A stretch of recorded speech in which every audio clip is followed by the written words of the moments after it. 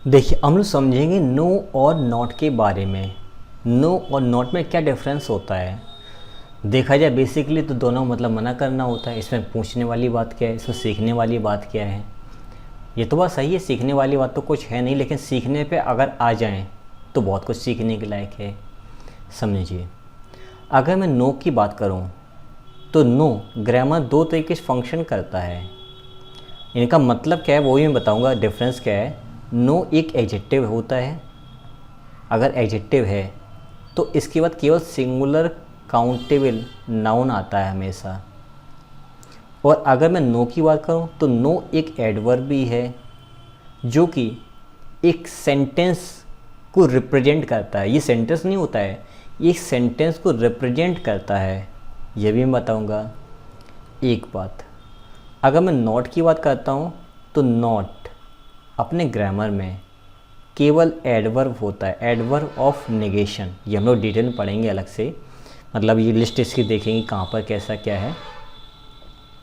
तो अब नो और नॉट में डिफरेंस पहले देख लो।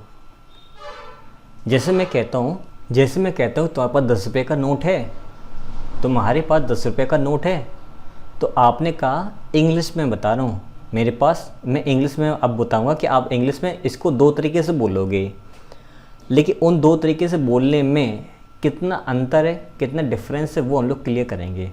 मैंने कहा कि do you have a 10 rupees note, do you have a 10 rupees note, क्या आपके पास 10 रुपये का नोट है। अब आपके दो रिप्लाई आते हैं। पहला, I have no 10 rupees note, I have no 10 rupees note. इसका मतलब क्या हुआ। और एक सेंटेंस आपने और बोला, I have not 10 rupees note, 10 rupee note, rupee आएगा दोनों में। जब आपने बोला मेरे पास 10 रुपये का नोट नहीं है, और नहीं के लिए आपने पहले वाले में बोला नो, इसका मतलब ये हुआ कि मेरे पास 10 रुपये का एक भी नोट नहीं है, मतलब मेरे पास किसी भी तरीके का नोट है ही नहीं। ठीक है, आपने बोला I have not 10 rupees note. पहली बात तो ये सेंटेंस दोनों गलत हैं। अब कहोगे सर ऐसा क्यों है, क्योंकि किताबों में सब जगह देखा हुआ है आई डोंट हैव आएगा, क्योंकि हैव मेन वर्ब यहाँ पर है, वो अपने साथ में नॉट नहीं ला सकता है। इन दो सेंटेंस को करेक्ट करो। आई डोंट हैव, लेकिन आपने यहाँ पे नो लगा दिया है, तो I have no 10 rupee note, या फिर सही सेंटेंस बनेगा I don't have 10 rupee note. ये दो सेंटेंस ग्रामेटिकली करेक्ट हैं। इन पे हम लोग डिस्कस करेंगे आगे चल करके। अच्छा, जब हम नो बोलते हैं इसका मतलब वो चीज़ पार्टिकुलर बिल्कुल भी नहीं है, जीरो। अगर आप बोलते हो आई डोंट हैव 10 रुपीज़ नोट या रुपी नोट, तो यहाँ पर नोट का मतलब ये कि मेरे पास 10 रुपये का नोट तो नहीं है, लेकिन बाकी रुपयों के नोट हैं। नोट ही बताता है कि वो नहीं, लेकिन वैसा कुछ है। अच्छा, अगर मैं कहूँ कि तुम्हारे पास रुपए हैं, डू यू हैव रुपीज़, अब आपने आंसर दिया I have no rupee, I have no rupee. अब रुपीज़ क्यों नहीं हुआ वो भी बताएंगे अभी। आई हैव नो रुपी, मेरे पास रुपए नहीं हैं। आई डोंट हैव रुपीज़, मेरे पास रुपए नहीं हैं। अब नो वाले का मतलब ये हो कि मेरे पास रुपए बिल्कुल भी नहीं, जीरो, मैं बिल्कुल गरीब हूँ, 1 रुपया भी नहीं है। इस रुपीज़ का मतलब ये हुआ, मतलब मैं बिल्कुल गरीबी हालत में हूँ। और अगर मैं नॉट यूज़ करता हूँ आई डोंट हैव रुपीज़, इसका मतलब क्या है, मेरे पास रुपए तो नहीं है, लेकिन मेरे पास प्रॉपर्टी, जायदाद, ये वो चीज़ ज़रूर हैं। तो नॉट ये बताता है कि वो नहीं है, लेकिन और कुछ ज़रूर है। तो नो का मतलब होता है जीरो, नो का मतलब होता है zero sense. Do you have water, क्या आपके पास पानी है। आई हैव नो वाटर, मेरे पास कोई पानी नहीं, इसका मतलब पानी बिल्कुल zero. I don't have water, मेरे पास पानी नहीं है, लेकिन फ्रूटी वगैरह हो सकता है। बात ही समझ में। तो नॉट ये कहता है वो चीज़ तो नहीं है, या फिर वो चीज़ उतनी पूरी तो नहीं है, लेकिन कुछ ना कुछ है, या फिर वो चीज़ नहीं है लेकिन दूसरी उसके सब्स्टिट्यूट ज़रूर है। और नॉट ये बताते उस वो और उससे रिलेटेड एक भी चीज़ नहीं है। अच्छा, जब मैं कहता हूँ नो का मतलब जीरो होता है, जैसे मैं कहूँ कि कोई भी लड़का नहीं, जब नो ये कह रहा है कि जब जीरो सेंस आ रहा है तो फिर द बॉयज़, लेकिन ज़रूरत क्या है, फिर बॉय लिखेंगे ना, नो बॉय इज़ अलाउड, कोई भी लड़का अलाउड नहीं है। नो बॉयज़ आर अलाउड, कोई भी लड़का अलाउड नहीं है। बोलने तो सही लग रहा है, लेकिन यहाँ पे नो का मतलब जीरो होता है, और जीरो अपने साथ में सिंगुलर फॉर्म ही लाएगा, इसलिए यहाँ पे इसको बोलेंगे सिंगुलर काउंटेबल नाउन का यूज़ करेंगे या अनकाउंटेबल नाउन का यूज़ करेंगे। अच्छा, नाउन के पहले ही आया हो तो ये एडजेक्टिव बन गया, ठीक है। और यहाँ पे थोड़ी सी गलती हो गई थी, यहाँ पे एडवर्ब की तरह काम करेगा। नो जो है एडवर्ब की तरह फंक्शन करेगा, जो कि सेंटेंस को रिप्रेजेंट करेगा। अब ये सारी बातें हम लोग डालते हैं सेंटेंस में और उनका यूजेस देखते हैं। No books will help you to crack this exam, कोई भी बुक इस एग्ज़ाम को तुम्हें पास करने में हेल्प नहीं करेगी। अगर मैं बात करूँ कि नो बुक, इसका मतलब इस एग्ज़ाम के लिए कोई बुक नहीं चाहिए, इसके लिए कोई टीचर ही चाहिए जो तुम्हें सजेशन दे सके, जो तुम्हें पढ़ा सके। यानी कि बुक्स का काम यहाँ पे बिल्कुल भी नहीं है, ठीक है। तो मैं ध्यान दूँ तो ये तो जीरो का सेंस देता, तो यहाँ पे बुक्स ना हो करके बुक होगा, okay. No comments right now, अभी फ़िलहाल कोई कमेंट मत करो, तो नो कमेंट्स काफ़ी लोग बोलते हैं, तो नो के बाद कमेंट्स नहीं होगा, कमेंट होगा। No I will not help you at all, इसको समझो नो कैसे एडवर्ब बन रहा है यहाँ पर। ये तो एडजेक्टिव था दोनों में, ये एडवर्ब है। जैसे मैंने कहा कि are you going to Kanpur या are you going to Mumbai, क्या तुम मुंबई जा रहे हो? आपने कहा नो, आपने कहा नो। जैसे मैं और तुम, हम दोनों लोग रूम में बैठे हैं और फिलहाल अभी कोई भी नहीं है, तो मैंने कहा कि are you going to Kanpur, आपने कहा कि नो। अब जब मैंने ये बोला are you going to Kanpur, तब तक कोई नहीं था और एक लोग रूम में आ गया और आपने उस समय बोला नो, तो इस नो का मेरे लिए मतलब क्या हुआ?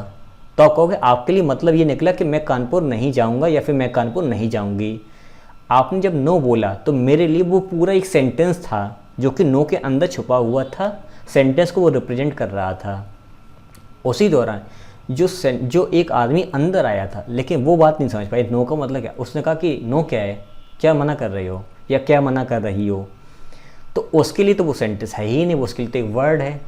इसीलिए आपने एक मूवी सुनी होगी या देखी होगी पिंक, उसमें अमिताभ बच्चन हैं, तो उसमें उन्होंने डायलॉग दिया कोर्ट में कि नो एक शब्द नहीं, एक अपने आप में, मतलब एक वर्ड नहीं है, एक अपने आप में सेंटेंस है। तो उसका मतलब यही था, नो एक अपने आप में सेंटेंस को रिप्रेजेंट तब करता है जब एक बात पहले हो चुकी होती है और वो पूरे सेंटेंस को रिप्रेजेंट करता है। तो हमने अभी सीखा था इसके पहले वीडियो में, अगर ये पार्ट वाइज चल रहा है, कि नो जो एडवर्ब जो हैं वो एक पूरे सेंटेंस को भी रिप्रेजेंट करती है, उसको सेंटेंस को भी मॉडिफाई करती हैं। तो no I will not help you at all, मैं तुम्हारी मदद बिल्कुल भी नहीं करूँगा।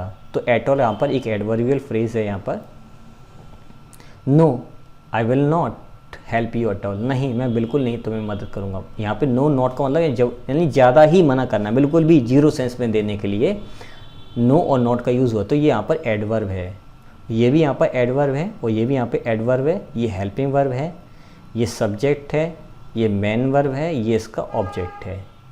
मेरे ख्याल से आपको काफ़ी सारी बातें समझ में आ गई होंगी, ठीक है। अगर मैं कहूँ कि डू यू हैव नोट्स, क्या तुम्हारे पास नोट्स हैं, वो वाले नोट्स, रुपए वाले, रुपए में नोट्स हैं, तो आपने कहा कि no I don't have notes, मेरे पास नोट्स नहीं है। आपने नोट यूज़ किया, इसका मतलब मेरे पास सिक्के हैं या मेरे पास गड्डी है, नोट नहीं है। कुछ भी आप पास है, सोने के ईंटें हैं, कुछ भी मान लो, आप पास नोट नहीं, सब मिला करके। आपने कहा कि आई हैव नो नोट, मेरे पास कोई नोट है ही नहीं। इसका मतलब न छोटा ना बड़ा न एक किसी भी कैटेगरी का मेरे पास नोट है ही नहीं, ठीक है। एक और समझो कि मैंने कहा कि डू यू हैव 10 रुपीज़, आपने बोला आई हैव नो रुपी, आपने बोला आई हैव नो रुपी। अगर आपने ये बोला, इसका मतलब मेरे पास रुपए है ही नहीं। फिर से मैंने कहा डू यू हैव रुपीज़ या डू यू हैव 10 रुपीज़, तो आपने कहा कि no I don't have 10 rupees, मेरे पास 10 रुपये नहीं है। अगर आपने नोट बोला है, इसका मतलब 10 रुपये तो नहीं है, लेकिन इससे कम ज़रूर हैं। तो नोट का मतलब क्या है, वो पार्टिकुलर अमाउंट तो नहीं है, लेकिन उससे कम ज़रूर है। नोट का मतलब कुछ ना कुछ है वहाँ पर, और नो का मतलब होता है जीरो, रुपए हैं ही नहीं। मेरे ख्याल से अब तो बिल्कुल समझ में आ गया होगा।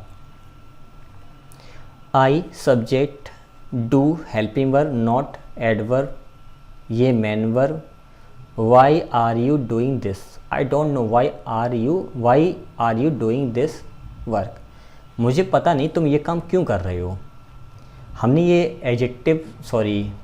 क्लॉजेस वाली वीडियो में बहुत ही डिटेल में देखा था कि जब हमारा क्लॉज सेंटेंस के बीच में आता है, बेसिकली क्लॉज जो हैं वो हमारे केवल अफर्मेटिव और नेगेटिव होते हैं। ये बातें हम लोग क्लॉजेस में, सिंथेसिस में, हर जगह पढ़ रखी है, कंजंक्शन में पढ़ रखी है। और ये बात मैंने आपको वर्ब एडवांस की स्टार्टिंग के पहले दूसरे वीडियो में समझाया हुआ डिटेल में।